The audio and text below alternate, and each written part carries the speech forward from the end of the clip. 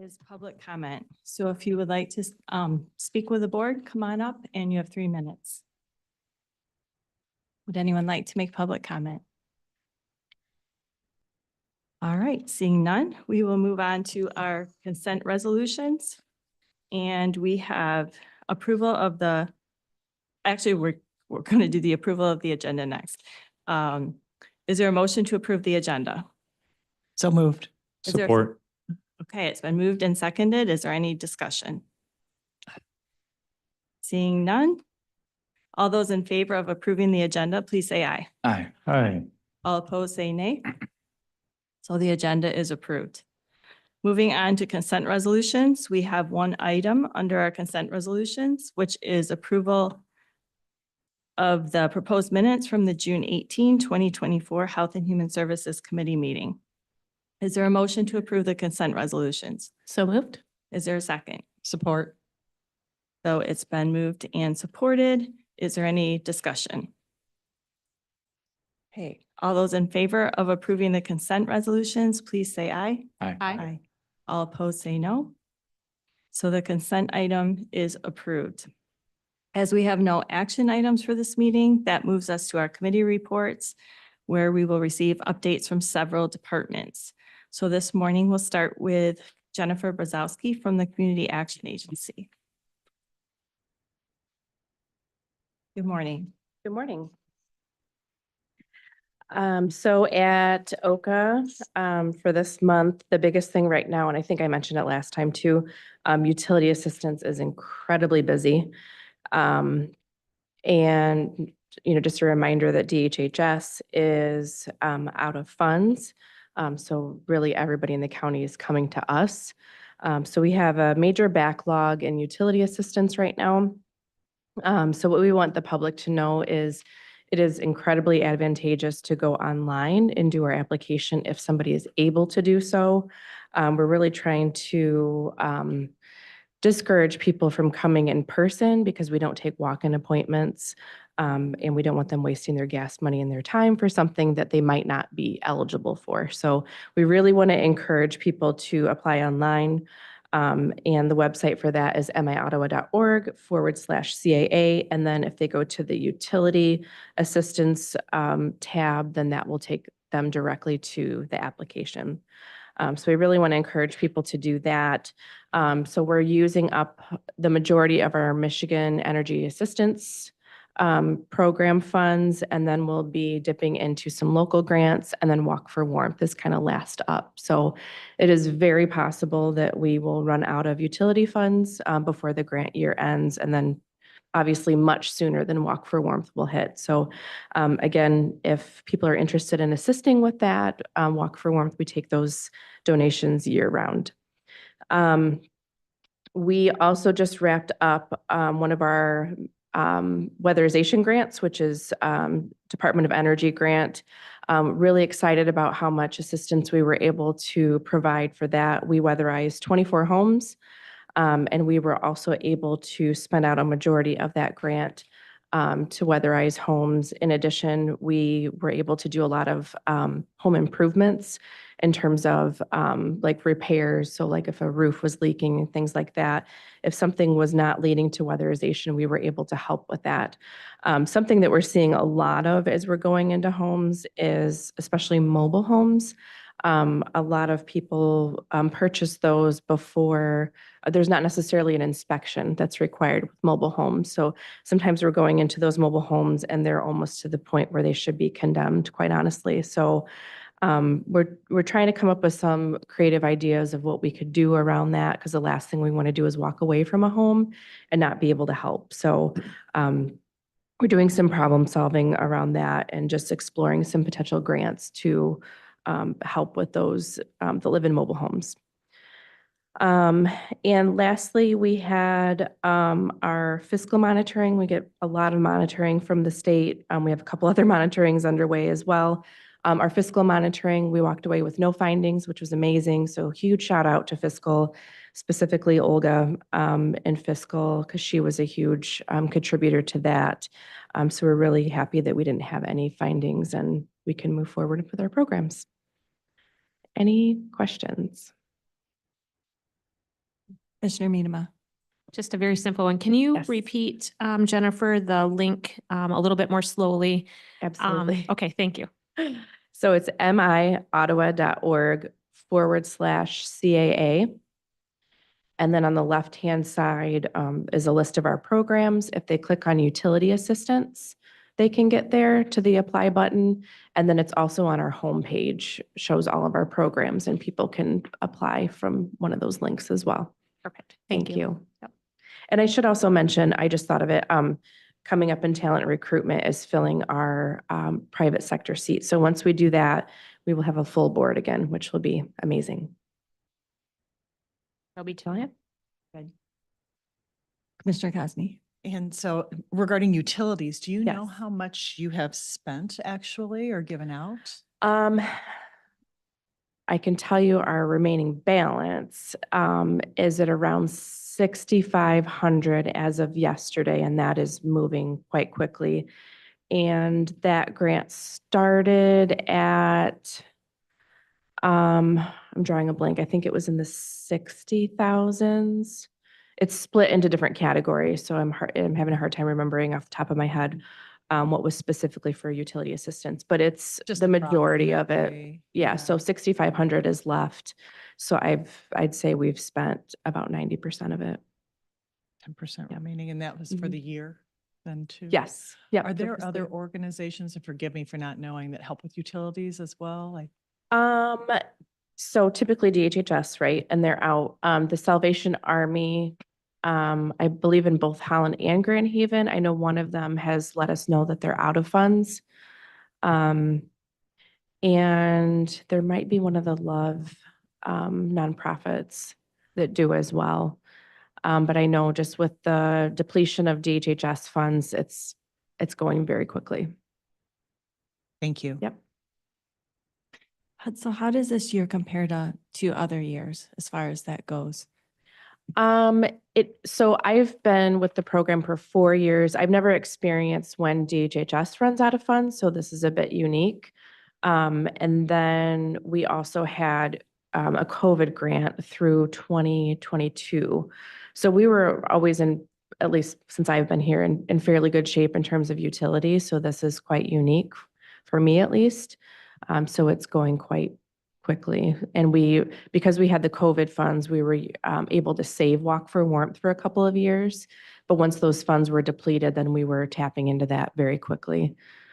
So I think just a combination of factors with DHHS running out, not having obviously the COVID funds, and then Walk for Warmth not being as high as it was in years past. Okay.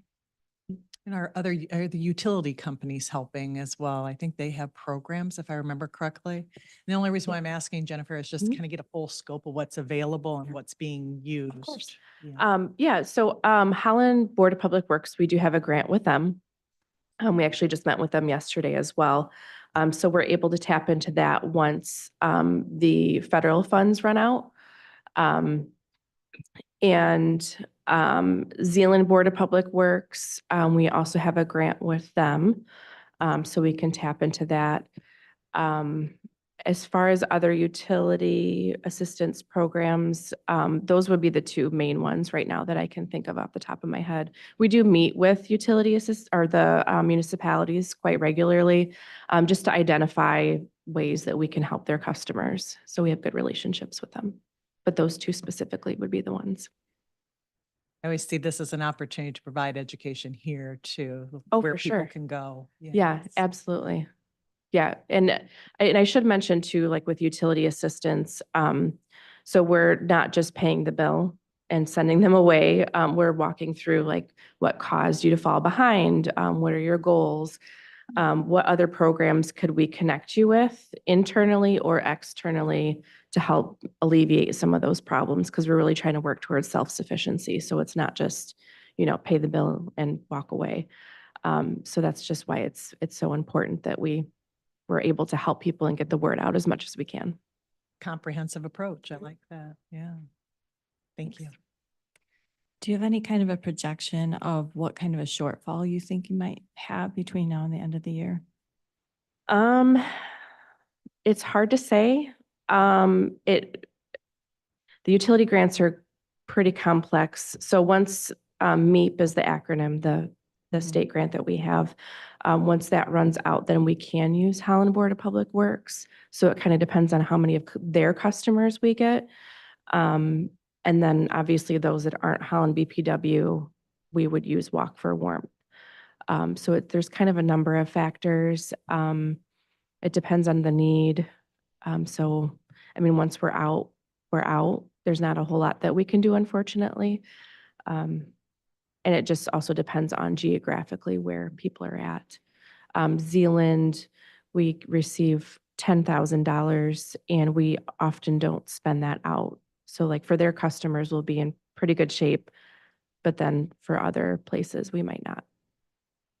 More density, yeah. Right. Complicated, isn't it? Yeah. Yes, complicated yeah, system, it's like a yeah. puzzle. Anytime somebody comes in for utility assistance, figuring out what we can use and if they're eligible and Where they all of those live, yeah. factors. Mhm.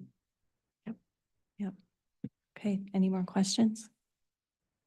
All right, thank you. Thank you. Thank you. Okay, next up, we have Jason Schenkel with the Department of Veterans Affairs.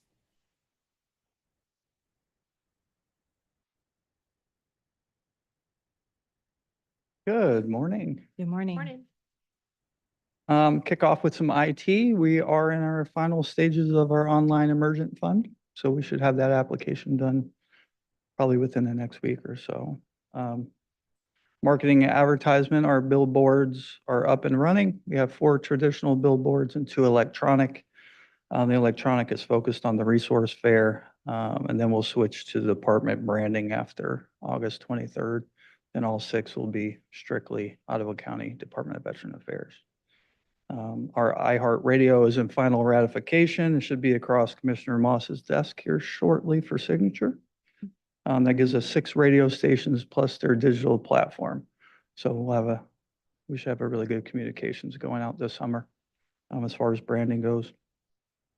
Partnerships and community events. This past weekend, we participated with Fishing with Veterans here in Holland. Great turnout, great event. I still got to get with the team with after action review to see what the numbers look like, but as far as I can tell, it was a great event. 18th of July, we're at Waterford Place in Jenison for their Health Expo. The 24th and 25th, we are set up at the Ottawa County Fair for Senior Day and Military Appreciation Day.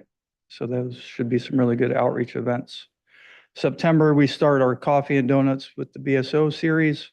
Those are monthly events that rotate throughout the county. These events will be focused on educating our veterans and families on benefits.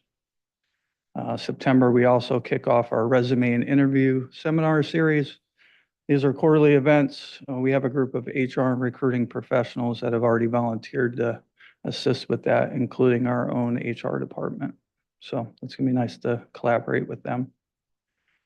As far as the committee goes, we have our formal DVA committee bylaws are with legal right now for initial review. So once we get through that, our committee will have some discussion, make sure we like it. Then we'll get that in front of the board.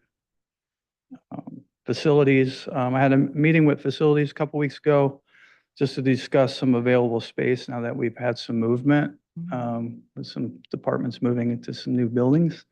So we just kind of discussed needs, what we're looking at, but we haven't identified anything yet. So I look forward to having some conversations with John in reference to what that plan may look like going forward. Some June numbers, veteran service officer appointments, we had 14 available days. Some of our VSOs had some time off plans, so, but we were still able to conduct 66 veteran service officer appointments. We are down 1 VSO the rest of the summer due to a military commitment. So we're gonna have to work through that. We're already scheduling about 4 weeks out. So we'll have to do some juggling to make sure we serve our community. Medical transportation, we had 30 ride requests, 0 burial allowances, no trust fund cases. We did have 1 Veterans Affairs emergent funding case in June. The first part of July has been busy, so we are, we have quite a few stuff right now that we're going through the review and then the committee process to approval. That's all I have right now. Okay, great. Do we have any questions? Just Mr. Cosby? Just curious, so, I mean, you've given us some great numbers there. Comparatively, do you feel like your numbers are increasing, decreasing, staying static as far as people you're serving? Veterans that you were serving? Increasing. Actually, right now, our Michigan Veteran Trust Fund cases were at 28,971. So we're on pace to eclipse last year's with the trust fund. And the county emerging, we're at 12,900, which is about 7,000 more than we spent last FY. So we're on pace to exceed both of those. Okay. So, And volumes as far as numbers of veterans that you're serving? I mean, those dollar amounts correct, unless I'm just not hearing well. yeah, the volume's Your up. volumes, yeah, Yeah, it's up. correlate. It, Yep. it does. Okay. And there's been a few cases that were a little more than traditionally. We had a couple of large cases in May that increased the numbers, but the volume of veterans, the smaller amounts, we're actually doing more. So we now have a policy and we're doing fuel cards to assist folks. So we handed out a few fuel cards last month at $100 a pop. But yeah, the numbers are definitely increasing, and the VSO appointments are increasing as well. And like I said, we're a little bit behind now with staffing, but yeah, we're gonna definitely exceed what we did last year. So And with the branding campaign too, you should, expect more volume. exactly. Definitely. Plus all the outreach. I mean, we're doing a lot more within the community than we ever have before. So Great. that's a big goal of ours, is to be embedded. So, and we do have some plans with Coast Guard coming up. I have some commitments with the BFW and Grand Haven, so we'll be on site for that as well. That's great. Thank you. Mr. Minema? Morning, Jason. Good morning. Couple questions. Do you have either an online handout or somewhere that you're posting the calendar of events that all of them are in one place versus one at a time? Do you have like a nice spot where veterans can go to see all the things that are up and coming? So when you go to miottawa.org/vets, we do have an events page. It's not in a calendar format. It is listing them one by one at this point, but moving forward, we've had the discussion of getting an events calendar up. Okay. And then we're also, the events that are on there are the events that only our department are participating in. So they're not necessarily community events. We didn't want to clog the calendar with everything that's happening. But it's those things that we as a department will be on site for. Okay. And then my next question is, when you talked about 4 weeks, currently they're scheduling out the VSO service appointments. What is your comfort level? What is your hope? Where should it be? What in an ideal situation? I wouldn't want to be any more than 2 weeks. You see this as just time because of vacations and stuff, or is it? Well, going yeah, to- Do you anticipate that to be an ongoing concern? I think we have a plan in place to make sure that we're not going to run into this again. What's important to know, and the public should know too, is we have 3 outside organization VSOs that support us. So the VFW, the American Legion, and the Vietnam Vets of America. They are housed at our facility. Each one of them spends 1 day a week. I think Cheryl's 2 days. So when you really put it in a numbers perspective, outside organizational help, we have about a 1.25 FTE is what supports our county of 12,000 veterans. You include myself now as an accredited VSO, we're at a little over 2. It's not enough yet. We need to figure a few things out. As we, again, Commissioner Cosby said, as we do more outreach for branding, our communication plan goes out, those numbers are going to increase. When it comes to federal claims, you don't want to push them out a month. Typically, when we first meet a veteran, the number one thing to do is an intent to file. That intent to file locks in their claim date. So even if it takes a full year for that claim to be approved, it will always be retroactive back to the date of the intent to file. So if you push that out another month before they even get the intent done, now you're looking at potentially 13 months. The real concern with that is that 1 month that they would not get back paid for because we pushed them out that far. So the important thing now is really, and that's part of the fix, is, we will do intent to files on everybody that we can, even prior to their VSO appointments, just so we can lock that date in, and their 1 year period will start on that date. So that's the immediate fix. Thank you. Are there benchmarks from other organizations as far as like staffing for VSO is concerned, or this is just kind of a feel sort of thing? You say we have 12,000 vets in the area. How many are using services? And then like how long that takes? I wonder if we could come up with a good number for you. Because you being part of that mix doesn't feel like the right, solution. Correct. Yeah, that Yeah. feels like an emergent kind of thing. Correct. Yeah, I would agree with that. That's up to those organizations. So they, every year, they have a grant that they apply to through the MBAA. Mhm. So if those organizations want to provide that service, they can file for the grant, apply for the grant, and then they could have a head count. That's conversations I need to have with the head of those organizations to see if that's what they want to do. I mean, we don't necessarily have the space to bring them in, but I'm sure we can work with them to find additional space if they wanted to provide additional help. That wouldn't be a problem. So my staffing plan moving forward, obviously, we've had discussions with budgeting and that sort of, was to add an additional staff going into FY25 that would be able to assist and get accredited. So, and really everybody in our office will be accredited just in case we have these types of issues. But and then geographically being able to cover the north and the south of the county, and be able to provide, in-home services or geographically meet people and, limit the amount of transportation issues to get to where we are is another issue that we're working through. Sure. Now, the cross training is a really good idea, and to be forward thinking. And I'd rather be proactive than reactive. And with the branding campaign coming up, happy to hear you have a plan in place. Yeah, we'll be Any good. way we can be helpful. Thank you. Yep, I'm glad to hear that you have that request, as that was identified, really going into this, that was a likely need. So sounds like it is. Do you have any insight into your space needs and possibilities? Well, we kind of sat down. I sat down with Abby. I'm pretty sure she's got Cameron up to speed by now, but we did go through our must-haves and then our wants.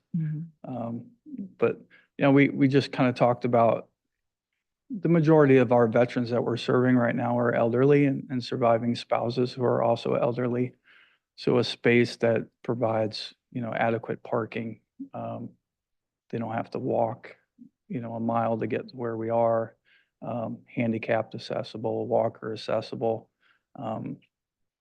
Just some private space to be able to have these VSO appointments. So there's HIPAA information that we have to be concerned with. That's private conversations that we have that need to stay within our walls. So we just talked about what that space could look like. And also, a welcoming environment and a place for them to come in and have a nice waiting room for them to wait and have a cup of coffee. And what you learn about our veterans, especially our senior veterans, is, they love the opportunity to talk. And a lot of them are missing that.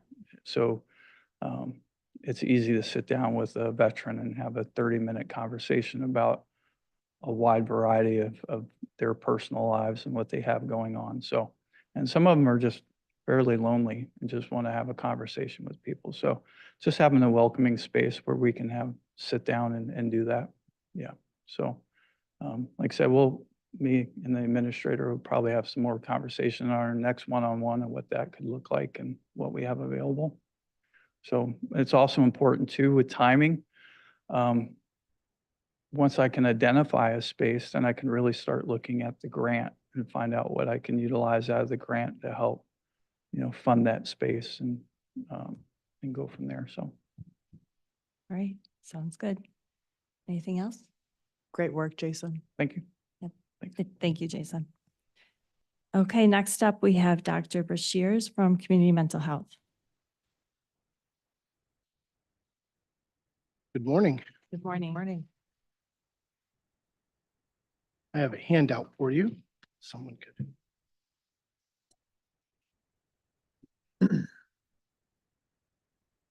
Okay, so 7.5 weeks in, almost 8 weeks in, 2 months.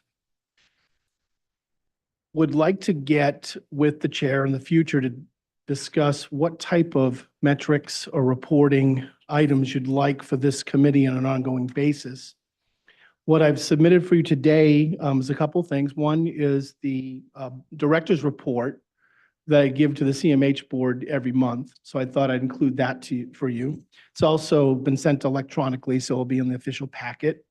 And for the public, it's something that's available on the CMH website as well under our board materials. I want to highlight you on a couple of things in this report, not all of it. I try to cover state issues, regional issues, local issues, and then kind of current events at CMH and what I'm doing right now as the interim director. So at the state level, the biggest challenge to our system, once again, is something called conflict-free access and planning, where the Michigan Department of Health and Human Services wants to find a way to separate who approves a service and who provides a service. We do both, and the Mental Health Code says we do both. So this is a real challenge because the state is trying to implement a process where it would force us to separate in a real meaningful way our access department, kind of our utilization management from our services. It's kind of hard to do that.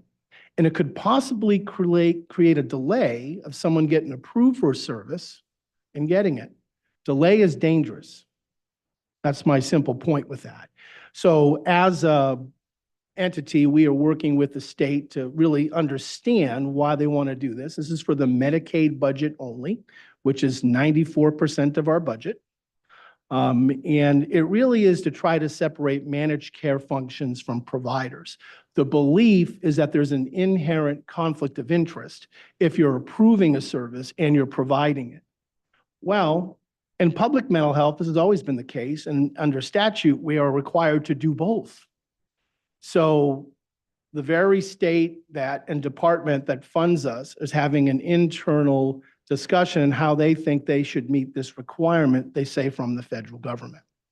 So I will keep the county commissioners fully aware of this along with the CMH board, because if it's implemented in a real strict manner, then we may have to choose to be a provider of service or a manager of service, which would fundamentally change the way that mental health services in the public system throughout the state is delivered.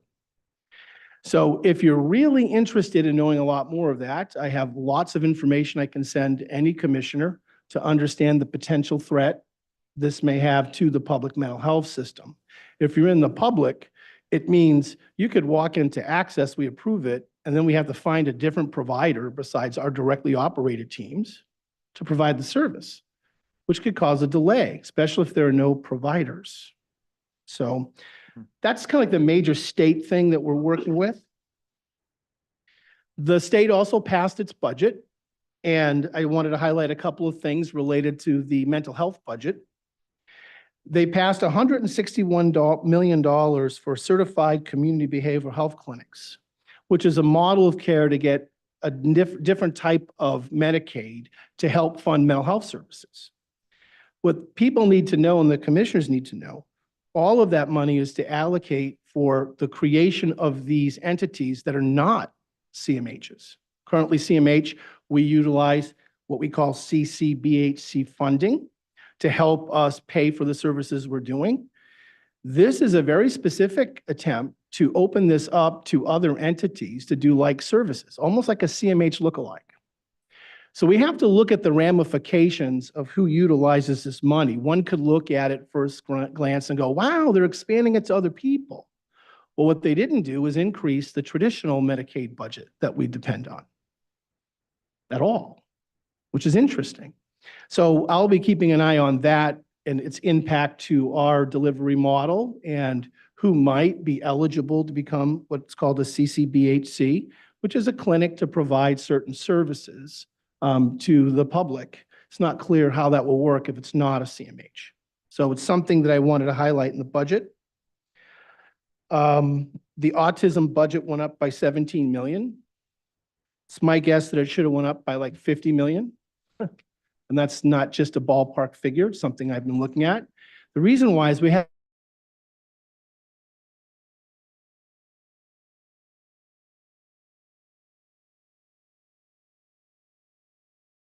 since 2017, we've seen a steady increase of people seeking autism services as funding's been allowed and we've been able to extend out to that population. And it's gone up significantly, at least 600 to 700 cases. And it's the fastest growing department at CMH. Soon it will be the largest population we serve. So the increase that was there doesn't even cover even close to the expectations that we are asked to provide for autism services. There was 7.3 million, an increase for the access 24 hours a day, 7 days a week, crisis line. If you're over driving by James Street and we have that billboard, that electronic billboard that say crisis line, and throughout the state, there is a crisis line you can call. So they're beefing up the funding for that and to add more personnel. I wish I had data to show the committee, like why are we doing that? What are the level of calls? What's normal, what's not? I'm trying to get that data so that we can have an ongoing benchmark on that. Number of crisis calls that we do, is that better or more, how we compare to the state?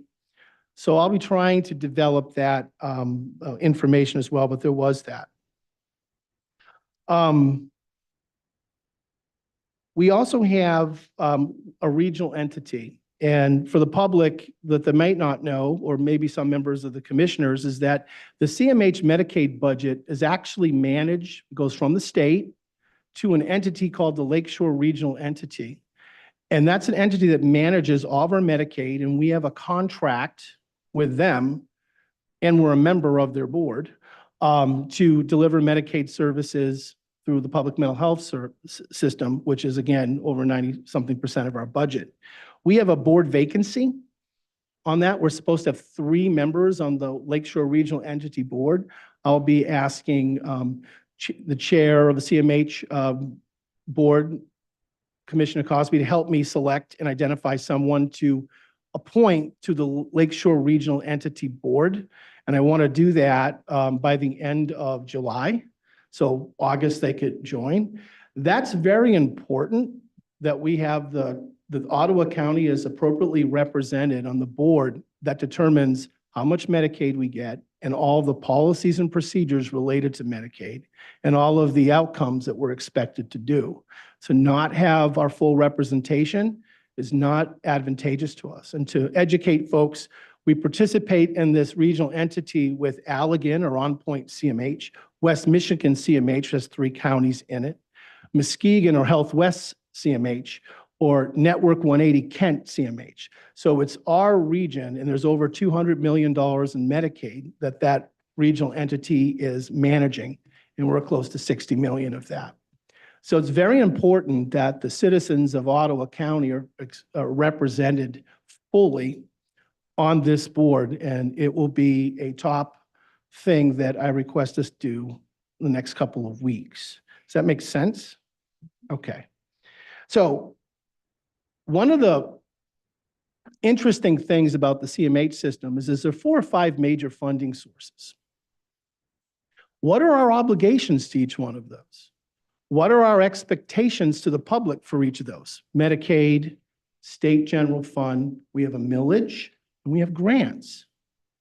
What I'm finding is it's very confusing for even people that have been on the board for a long time, or the general public, or even myself, and I've been in the system for almost 30 years, to understand what we're supposed to do and what we're obligated to do. Because of that, in Friday, I'm going to be launching a series called Funding Source Fridays. And I'll be scheduling and given the opportunity for board members, the public, anybody to come to James Street. I'm still picking out the time, and I'll advertise it, to understand each of the funding sources. So I'll be like, understanding our Medicaid budget. How much is it? What are the expectations? What do we have to provide for the public? What extra things are we doing? You're going to have a Friday funding source meeting on the millage. What was it? What was the original purpose of the millage? Why is it important that Ottawa County have a mental health millage? What are the services connected to the millage, and how do we select them? We're going to have a day on that. We're going to have state general fund, which we don't get enough of. We only get a little bit more than $4 million a year from the state for general fund services. What is that our expectation? That's where we pay for people that don't have insurance for hospitalizations, or they don't have Medicaid and they need mental health services. You can spend $4 million in about 2 months if you're not careful with the amount of need that's out there. But I don't think people understand that that state general fund for mental health has some specific purposes that we're obligated to that are right in the mental health code. So they're not debatable. We have to do them. And then grants. What are all the grants that CMH is involved in? Are the grants going beyond our traditional scope of what we're obligating? Are we adding something to it? How do we decide on which grants to select? And the board will be part of that. But really understanding all the different CMH grants that we have that are not Medicaid, they're not millage, that are not general fund. So you get a sense of how our budget's constructed. Just to remind the commissioners that the county provides the local match for our Medicaid funding. It's about a little bit more than 400 and something thousand a year out of a $60 to $70 million budget.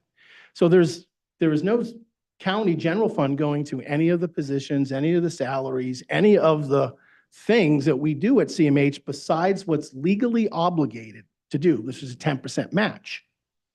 So, and just to remind the group and the public, we're only one of out of 46 CMHs, there's only 4 or 5 of us that are county departments. The rest are standalone authorities. And so that dynamic, and I think it's very good that we're a county department. I think it gives us huge advantages, but it can be tricky to figure out who's really approving what and who has that. So I'll be working with the board to review the expectations and the requirements of the CMH board in the context of being a county department. And I'll be working with county department heads and others to understand that relationship clearly, to know that as the executive director of CMH, I'm supposed to have the full authority of the budget and the personnel that are in the CMH department in the context of county policies and procedures. And so that can be difficult at times. And so we'll be looking at that. One of the things that I have been doing for the last several weeks is finding out information, strengths, weaknesses, opportunities, threats. I've asked CMH leadership. I've asked the CMH board. I've asked all CMH employees their opinion on what are the strengths, weaknesses, opportunities, and threats within their perception of the CMH. I've asked the regional entity. I'll be compiling a report that I will be presenting at the July CMH board meeting, and I'll send out the results in advance too. That is held on 7/26/24. So what I'm finding is something that we've heard before a lot of times. We need more space. Our caseload size is high.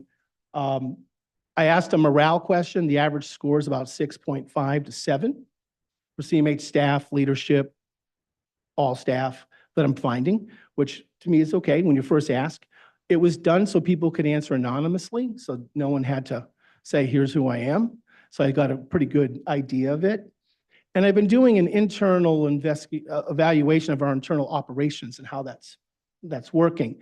And all of my conclusions and recommendations for the CMH strategic plan for the next executive director, whoever's in the permanent position, will be presented in August at the August board meeting.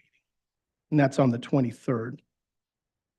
When I first took the interim position, I said, I'll look at it for 90 days. At that point, we'll take a look at what's going on, and I'd give formal recommendations to the county. And that's the date I'm going to do that on the August board meeting. let's see. Oh, yeah. We have an event on July 26th, which is called Everyone Can Work. I just sent the flyer that will be attached to the minutes of this meeting. And that is an event that we're holding here in the main conference room on July 26th, highlighting people with intellectual and developmental disabilities or anybody with a severe and persistent mental illness can work and how to do supportive employment. We have a Dr. Mills, who's an expert on that coming, and Joe Langor, who is an employment specialist from the state coming. And it's our parent advisory group at CMH is kind of hosting this with us. And we're really looking into creative ways that people with different abilities can have supportive employment and work. When I was here last, the supportive employment, when I was the director last and leaving in 2013, our supportive employment program was probably about 2 or 3 times bigger than it is now. And, you know, COVID really had a thing that really took a lot of the oomph from it. So we need a resurgence on people's desire to work, supporting them to work. And so we're going to kick off that event on July 26th. Sorry, I have a lot to say. At the July board meeting, I will be presenting the proposed CMH budget to the CMH Board of Directors. So if you're in the public, make sure you want to attend that. In August, we'll also have a public hearing at that board meeting about kind of statistics, how we did the year prior, and strategic ideas and priorities. So a lot coming up at our CMH board meetings, and I encourage people to view them or attend them, and I will keep this body completely updated. But if there are specific metrics, report items for this committee, I'm open to hear them so that my future reports can have the format and the type of information you would like in terms of our updates. And that's kind of what I have now. Said a lot. Any questions? Mr. Cosby. Oh, here we go. Yeah. So metrics, I'll just address that at the Yeah. top. What I like is programmatically. So, you know, it's like we get to see what programs actually our communities using, our consumers are using. Mhm. And then, you know, as we start to look at a budget, you know, like how we invest. And that's a simplification, but Yeah. I think it's helpful for, you know, the public to know what programs are being more utilized. For Sure. instance, autism, you know, Right. in any of the services we provide for the IDD population. Mhm. You know, that we're not surprised by it. That would be my request, and I'm sure there would be other input there too. And you talked about conflict-free access plan and planning. I think it's important also, I mean, there's so much to this because I can relate to it from a health systems perspective. Right. And the ability to ramp up in order to meet the needs of our community if we change a healthcare delivery model like that. I mean, it really feels like it would put us in a state of crisis. That's going to be my kind of editorializing what I think might happen there. It stuns me that they just don't go to auditing, the state going to an auditing process. Right. You know, CMS is so good at that anyway. Mhm. Why wouldn't you just audit to make sure that we're compliant and we're not transgressing on, you know, service availability or selection of services or Absolutely providers? correct. Because I don't think we have enough providers in the community to make this work, right now at least. Yeah, and we're all for conflict-free. Like, it's like being against Absolutely. unicorns and rainbows, right? Yep. What we're saying is the methodology the state wants to address this issue is harmful to the very people they're trying to protect. Yeah. So conflict-free, especially in our self-determination world, working with families that want free choice of who their provider is, 100% for that. What we're against is bifurcating the system to set it up for privatization is really what's going on. Right, because sometimes people don't have the ability to, well, first off, it's the emergent patient that you're most concerned about, Right. you know, or consumer. And then that delay in, you know, it's like, okay, we provided the assessment. We say, these are the services that you need. Now go out and find. That's not a good answer. Now, why Dr. Brashears is this coming up now as kind of a crucial issue? How long have we known about it? Oh, for a very long time. This is part of the Center of Medicaid's, CMS's view on how to implement our waiver system and to ensure what they're calling home and community-based standards. And one of those standards is to provide conflict-free access and planning. So we've known about this as a state for at least 5 years. And we've asked the federal government to keep providing guidance on how we're supposed to implement it. So this isn't something new, but CMS, the federal government, has basically said, you have to come up with the strategy now by October 1st. Now, they don't micromanage how you do it. So the way that the state has chosen to do it is their choice and their choice alone. Other states have implemented the same standards in the exact way that we currently do it now in Michigan to ensure this. So it really is of the viewpoint and the choice of the Michigan Department of Health and Human Services leadership on how they want to do this. But we've known about this for half a decade. We've kicked the can down the road on how we're going to implement this standard. And now we're being asked to implement it when it's an existential threat to the public mental health system. So my hunch is it won't be implemented on October 1st. There'll be like delay and we got to figure out what we're doing, but we have to prepare. And we've been asked to sign on to a resolution, correct? That Yes, other- and at this point, we've decided not to do that yet because we want to make sure that we're not saying we're against people having choice of provider. So I've been on this fence of we're for conflict-free access and planning, but we're not for the specific implementation plan of the Michigan Department of Health and Human Services rolls out. In fact, the CMH Board Association, which is our kind of like a trade union for all 46 CMHs, 43 boards have already passed this resolution saying we're opposed to this. I don't think if we did that now, they'd go, oh, Ottawa did it. Okay, never mind. I think they already get the message. So I'm just making sure before I ask the board to make a resolution that we're really clear what we're saying, because we represent the entire county. It's not just a CMH organization doing this. It'd be as if you were doing that too. So I'm very aware of the consequences of asking a CMH board to pass any resolution without the county commissioners understanding what that means for us. So if we do that, we'll educate and we'll do that. But yes, that was a long-winded answer. But No, it's good, to Yeah. get the information out there. And we do have some resistance here with our consumers because if they use self-determination, it's kind of that model, actually, Yeah. the conflict-free model. Right. So we're just trying to figure out what best serves Ottawa County with this particular piece of Whatever legislation. helps the citizen the most is what we're going to do. Yes, and then CCBHC, just to bring up, I think we've received about $6 million in funding for CCBHC, which Yeah. treats mild to moderate It's disease and a- kind of contrary to a CMH model, which is most severe in the community. Yes, correct. So our current implementation of what's called the Community Care Behavioral Health Clinic, or CCBHC, thinking of it as a funding source that has a model attached to it. So we have to provide certain services and we're eligible to pull down some extra payments for providing services.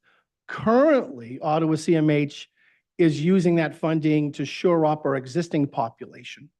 The goal is to extend our services out to mild to moderate with that funding. And so what I'm looking at right now is how we're currently using it, what the intentionality of that funding source is, what does it obligate ourselves to, and how do we expand beyond our current service array who focuses on the severe and persistent or the most needy currently. So I'm right in the middle of an evaluation of CCBHC, how we're implementing it, its implication for the future, and how we expand out with it. And that will be part of my findings that come up. But you are correct. It is a funding source that's intended to support what we're currently doing and expand out. We expand out right now with what we call navigators. Somebody comes in, we see if we can help them internally. If not, we find a place for them to get a service, right? Eventually, we'd like to have and here's the service, we're also funding, go here. But we're not there yet. And your mild and moderate and the model that the CMH model would be receiving services in the community. So using a navigator to help them get to those That's right. services is really the proactive way to do it. Correct. Our internally operated programs are really specialized teams focusing on the most severe forms of mental illness or the most needy in terms of personal care and CLS for the DD population and autism. So Ottawa County directly operates all of those services on purpose so that we have specialization, can use evidence-based practices. So when you expand out, you have to be careful. Because if you expand out to the community, you don't necessarily bring that expertise with you. So we have to figure out who are they serving and what are the expectations. And we got a team working on that now to evaluate how we would do that. Now go to the LRE. So, can you tell me, so you did a great job explaining what the LRE is as an entity. How long has that position been open? I would say at least 7 months, 7 months without representation. close to Full that. I'll double check representation. exactly, but it's been a while. That's unfortunate. Yeah. And then I also want to give you great kudos on bringing Dr. Mills in, and then you said another, it was HR expert. Yeah. Have you invited or consider inviting like the business community going through their human resources Yes. departments? Yeah, it's going to go out to them as well. Yeah, but that's true. You would think with all the vacancies around that we'd have like a booming supportive employment program. Yeah. And my hunch is that the infrastructure that supported that had atrophied during COVID, and we're rebuilding it now. Right, everything's after COVID, right? But really, it's something that we need to do is include businesses in there to get folks that want to work. And of course, the difficulty is if you work too much, you lose your Medicaid. So like any one of us, if we work and you lose your health care because you worked. So it's a delicate balance when you have people that are on permanent disability that want to contribute and work and maintain their benefits. And it's becoming more and more difficult. During COVID, Medicaid expanded, created a whole bunch of opportunity for people on Medicaid, but now it's retracting back to the original kind of definitions of who's eligible. And that makes it challenging if you want to work, keep your Medicaid, and receive services. And so some of the employers are like, well, how do we do that delicate dance? And how do we pay at least minimum wage or better? Because we don't want to do deviated wages or like less than minimum wage for this group. They're no different than anybody else. And so, yes, inviting business leaders, getting the ball rolling and having that as an emphasis is something that would be part of our strategic direction moving forward. Always has been, but an emphasis on it. And we're getting a lot of assistance through the parent advisory group that we have at CMH to help us with this. And that's been a successful journey. Well, and Can Do was in business for 50 years, and it Yeah. was, yes, kind of Yeah. it started here in Ottawa County. Yeah. I did have the opportunity to attend a chamber breakfast right before COVID, and they were exploring options because, as the unemployment rate's so low, where are all of our workers, right? And so I think that your business community is very, very open to hearing more about what might be available as far as employees are concerned. Mhm. So, thank you. There we go. Any other questions? Mr. Miedema. Morning, Dr. Brashears. Hi. I wanted to go back to the Lakeshore Regional Entity. Is Sure. that the same board, the long one with the Substance Use Disorder Oversight Policy Board? It is. Okay. Can you help me understand? So from my understanding as Chair of Talent Recruitment, we had 3 people on there and I never was made aware of someone not serving, maybe someone resigning. And so I'm just wondering, do you have any other details of why that wasn't brought forward to us and to fill that seat? Because as far as I knew, they were all serving, the 3 people. Not at this time. Okay, I'm looking into that. okay. Yeah. That's great. I look forward to hearing when we can maybe get that posted, Yes. okay? So, And Allison, I would just surmise that, there was leadership changing happening and, perhaps it was just missed during that Correct. time. absolutely. Just want to make That's sure my that, assumption. Yeah. But that my we job can- is to make sure. just want to that- make sure that we Yeah. get that posted as soon as we can. Yeah. I have inquired about what the procedure of appointing one to that board is. And I'm getting clarification of that. I've reviewed the Lakeshore Regional Entity bylaws, which I was a part of writing way back when. And it's pretty clear that you can have up to 3. So it wasn't really the role of the regional entity to be like, hey, you're missing one. Right. They're like, well, if you want 2, you're going to have 2. You want 1, you want 1. You want 3, you have 3. So there isn't a mechanism that forced the communication from the regional entity, because when I met with their director, I was very clear in saying, hey, are you okay? Aren't we supposed to? And she's like, well, So I think through the transition, there was just some communication issues. It's my job to make sure that we're appropriately represented in this, and I take that seriously. These are very important votes that control the majority of our budget, that pays for all of the salaries that we have at CMH and provides all of the services for our citizens. And so we'll And I do bring that. it up on my end just to make sure that you're aware that as soon as we have it, if it's supposed to be going through us, we'll Thank make you. sure it gets posted. I appreciate So, that. okay. So I have a question on your funding source Fridays. Mhm. Are those going to be available online as well for? Yeah, people? and we'll record them too. Right. Okay. Yeah. My staff that are watching this, like, what is he doing? Because I haven't sat down and gone through it. I've met with my finance director and I'm coming up with a template.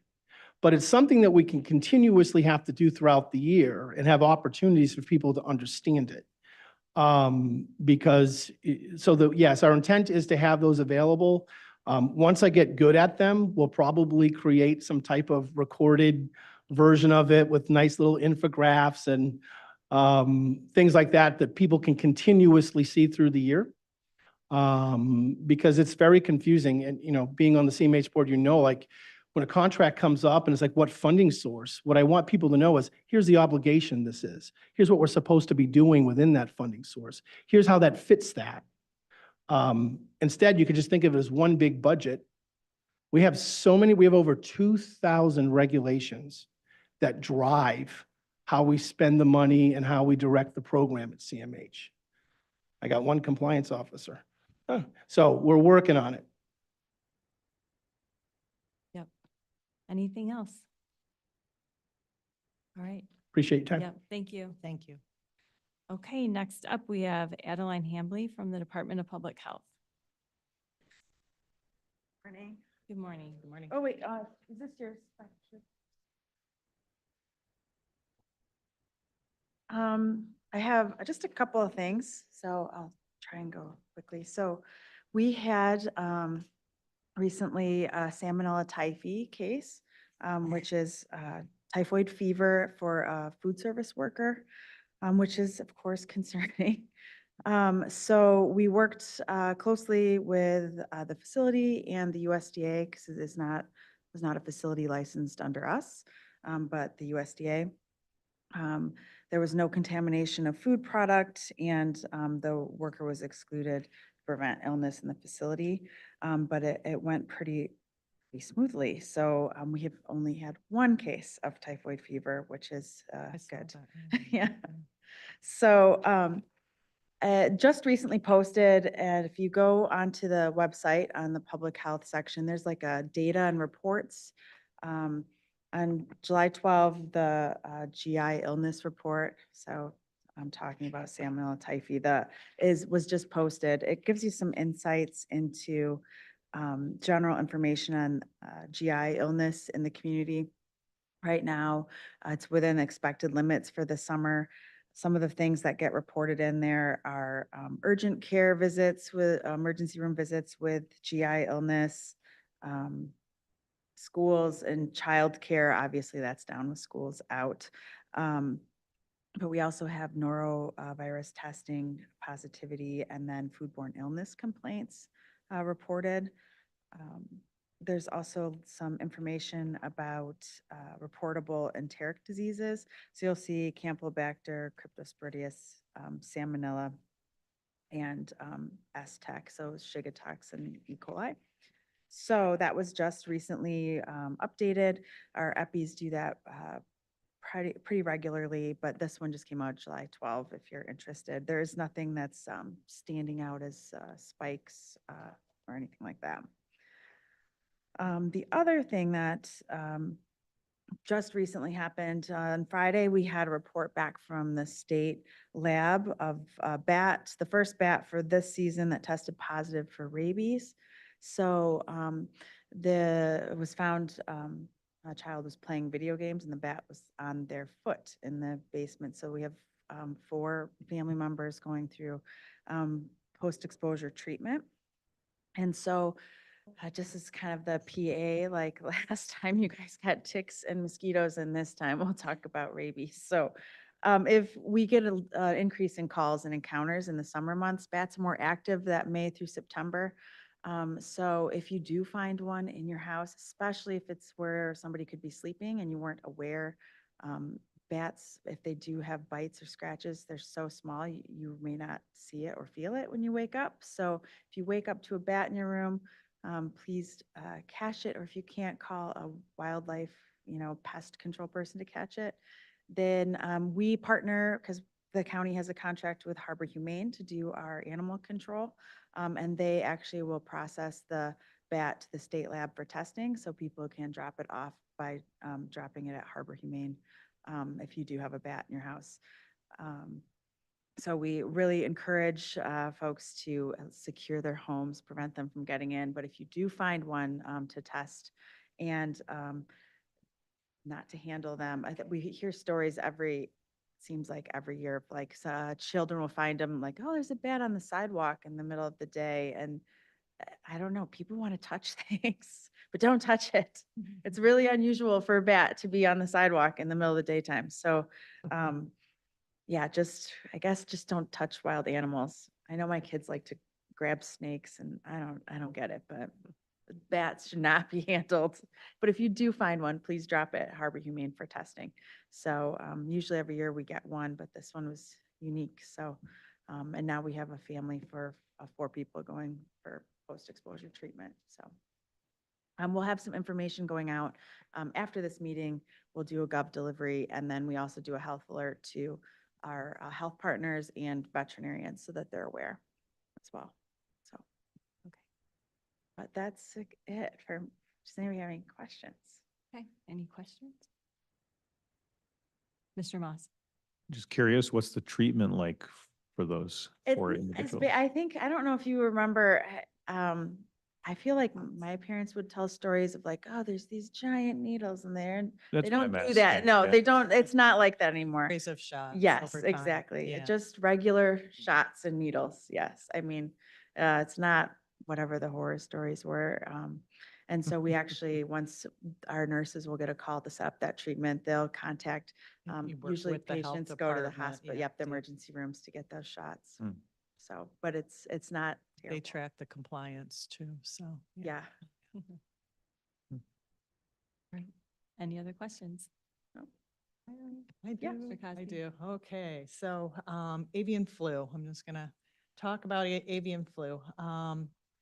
As I was reading, Governor Whitmer has put out a robust, this is per a news release, biosecurity practices, and has asked the counties to create emergency preparedness plans.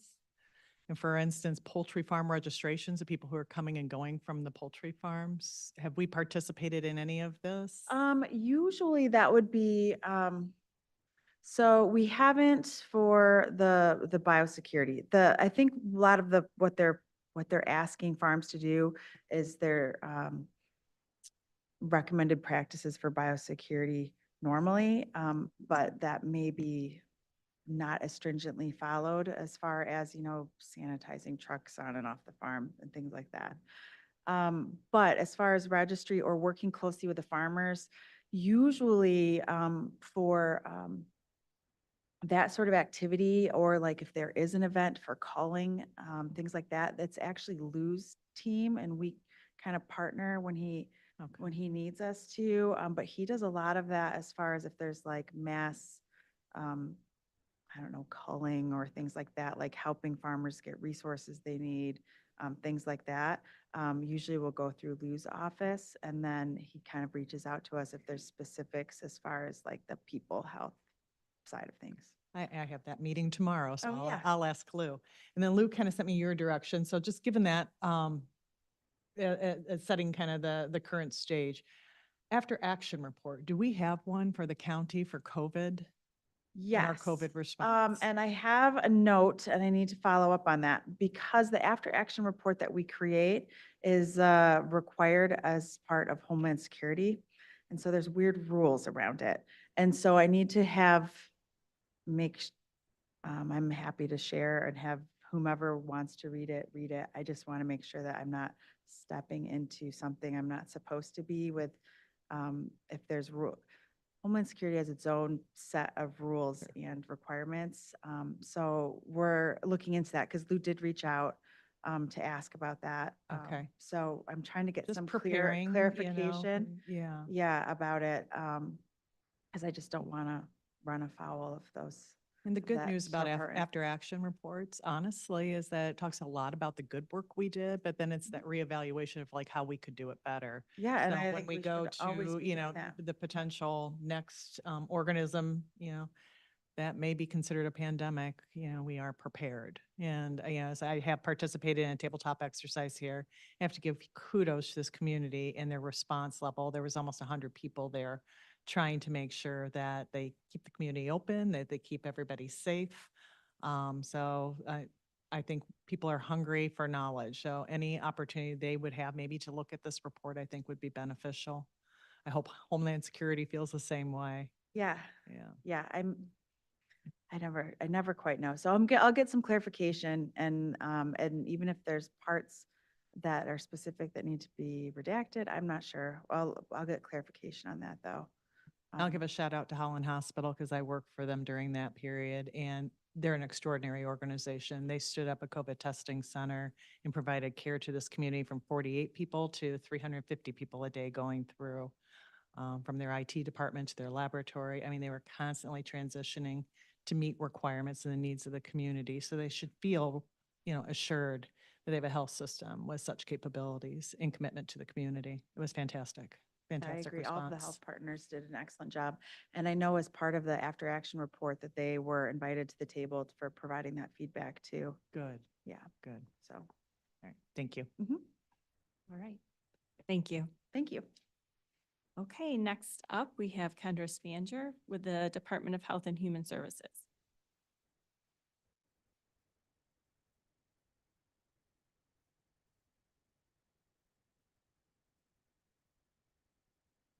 Last minute things since based on everyone else's conversation. So, hello. I wanted to first follow up with the request that was made last month related to data. And so there was a request that Allison had made about removal data and zip codes. And so we were able to pull that for the last 3 years and wanted to present that information. So going back the farthest from what we have info for removal zip codes in 2021, we had 88 children that were removed from their homes. And of that, 51% of those youth were from Holland, or the zip codes of 49423 and 49424, noting that 5 of those kiddos were considered homeless, and specifically with the rescue mission. Then we went to 10% out of Grand Haven, or no, I'm sorry, 20% out of Grand Haven, 10% out of Grand Rapids, or the 49534 zip code, 9% with West Olive, 8% Spring Lake, 5% Zealand, 3% Hudsonville, and 2% in Coopersville and Allendale. In 2022 is where we saw the decrease in individuals coming into care. And so in 2022, we had 45 kids come into care. Of that, 85% of them were in Holland, or the 49423 and 49424. So 38 of the 45 kids, 8 of which were also documented as being homeless. Again, having the rescue mission being our only homeless youth our location for families. And 5% were from Grand Haven, 2% were from Jenison, 2% out of Spring Lake, Zealand, Fruitport, and Muskegon, because there was a cross case. Then in 2023, so these are calendar years instead of fiscal year, we had 47 kids that were removed. And of that, 47% were in Holland, so 22 out of 47. Again, 3 of which were homeless. So seeing that as a continual note for zip codes. 20% were from Grand Haven, 11% Grand Rapids, zip code in our area or in our county, 7% Allendale, 7% Coopersville, 4% Hudsonville, 2% West Olive, and Zealand. So again, noting those in relation to population, continuing to be pretty not similar in the number, but obviously Holland being the highest zip code that we have in our county. So wanted to present that data for you. Other things going on with the department, as already mentioned, our budget was passed for 2025. Some things that I just wanted to note with impacts locally. First, our Family Independence Program, or our monthly cash benefit, has not seen an increase since 1990. So they will be doing some reviews of that in order to find an appropriate number that makes sense for now. So we'll see an increase in that area. Here in Ottawa, we have 16 counties that have more individuals on the cash assistance program, but in May, we had 205 recipients. So just so you know the impacts there. Other increases that we'll see are also for an increase in clothing and holiday allowances for kids in foster care. So those will go up again. There has not been significant increases in those areas for quite a while. So we'll see an increase there. There's multiple other areas in the budget that will impact us, but those are specific to clients and individuals in our county. Other things I just thought I would note as well, and speaking of number of individuals receiving services, as of May, which is our most recent data, we had 48,183 individuals in Ottawa, unduplicated recipients for services for the Department of Health and Human Services on the assistance payment side. And there are only 10 other counties that have higher numbers of individuals receiving assistance.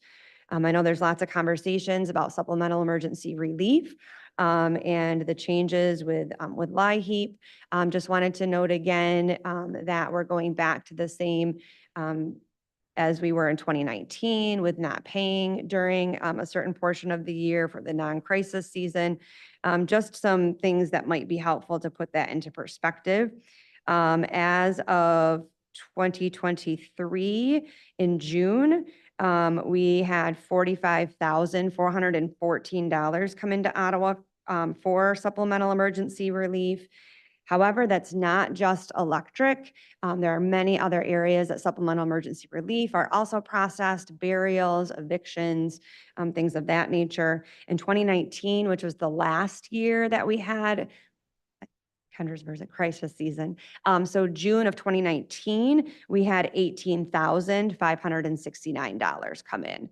So that can kind of help to give a little bit of a perspective about, $25,000 to $30,000 more was coming in when there was the ability to process electric or LIHEAP funds during the COVID pandemic, or those extra 4 years that we were provided with funding. So I think that's all that I have at this point. If you have any questions. Okay, any questions? Mr. Miedema? Not a question. I just want to say thank you for the follow-up Yeah, and absolutely. information. So thank you for that. You're welcome. Got a question, because you just triggered a thought here. The burial services are included in this as well? Mhm. So there's not a separate line item for that. I've dealt on the other end of this, right? So just curious, it's all bucketed even with like utilities? So with our supplemental emergency relief funds, the total that's given every month that's allowed for public data is all of it together. So we can go in and do some reports to try and pull them out individually, but all the data that's provided to the public is all rolled in together for all supplemental emergency relief payments. Just think it would be easier to budget for if you knew specifically what your expenses were for that line item and others. Sure, and ours, But we it's all don't have it bucketed. spelled out, so it's not like Ottawa only gets this much money or this much money for this. So that's not separated out for us at all. Interesting. And we are the 6th largest county, correct? So you were You- saying, yeah, I think. 'Cause the Population?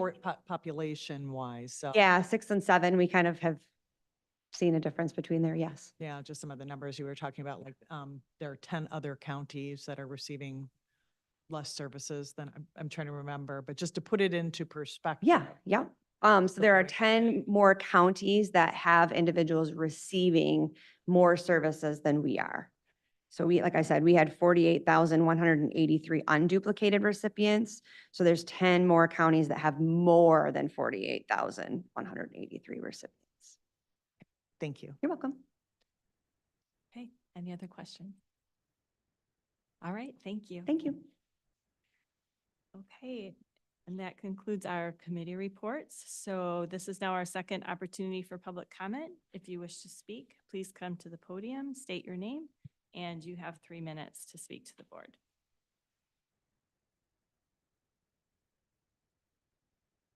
Welcome.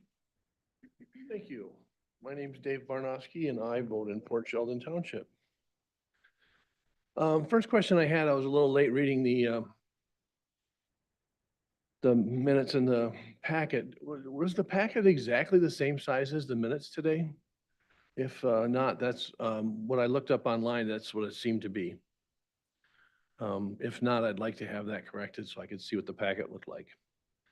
Second, Mr. Brashears was kind enough to let me see the information he brought. The rest of the public probably doesn't have that. If it's possible, could you duplicate the information he got for the other members of the public? So you have staff and I don't. And I did not bring a copier to the complex today. And the final thing I thought, I give credit to Commissioner Rhodey. She was asking questions that led a certain way down a path that I finished and she did not. I'm going to try to help you. It seemed to me anyway. Could you, who winks and nods or whatever, ask Mr. Anderson to prepare a possible emergency supplemental to the Community Action Agency for their utility? This apparently seems to be an unusual situation that is going to cause them to come up short. And a bunch of people are going to come up short on their utilities. And this seems to be, if you start now and next month authorize an emergency something, and it seems to be, it would be relatively modest sums that would keep some people from having their utilities shut off in the what they call August, the dog days of summer. So it could be a relatively modest sums. And this is, I mean, I know townships and cities are closer to the people, but for providing emergency sums for utilities, this is the closest unit of government to that issue. You could be the closest unit of government to react to that. It would be relatively modest sums, and I would like to initiate. It seemed like you were leading down that path with your questions, and I would like to push you over that and to go into that. It would be something that I would appreciate, and I will give you the political cover to make that last step. If you could do that, I would appreciate it. Thank you. Thank you. Are there any other comments? All right. And seeing none, as adjournment is at the call of the chair, I call this meeting adjourned.